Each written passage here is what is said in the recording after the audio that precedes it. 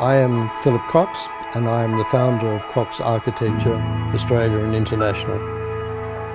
Well, Cox Architecture is known globally for its major works in sports stadiums and infrastructure. It's particularly noted for its work in Singapore and Malaysia, South Africa, and of course in the capital cities of Australia. And the idea of the Conservatory came quite early in the piece of how to create an architecture that was different to the architecture that was being produced for the international market. Our philosophy is very much based upon an organic viewpoint of the world. I think we design with nature and for nature. We're very mindful of sustainability and to use materials properly within a spatial sense. Architecture is really an internalized sculpture, and the real feel of architecture is walking through space and realizing space as a consecutive experience.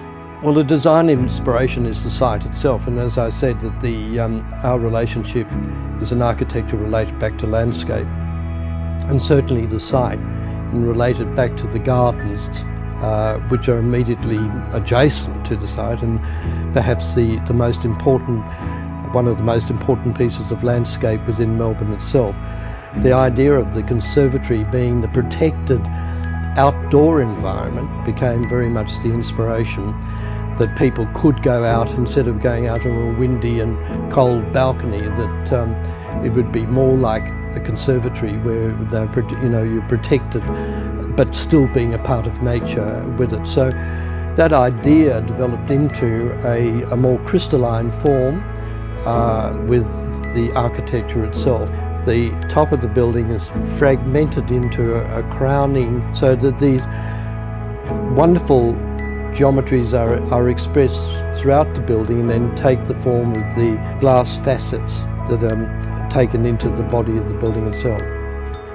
The wonderful thing is the views that they're going to get over the gardens or over the city itself, the quality of light that they're going to get into their apartments. They're flooded with sunlight.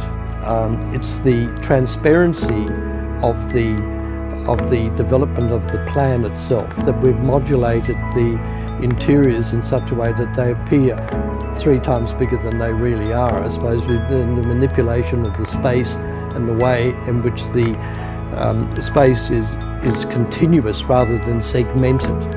We anticipate that people viewing this building will see the building changing in its form as the day progresses and light traverses the blades and on the flat surfaces. So it's a building that takes the dynamics of light into a new dimension.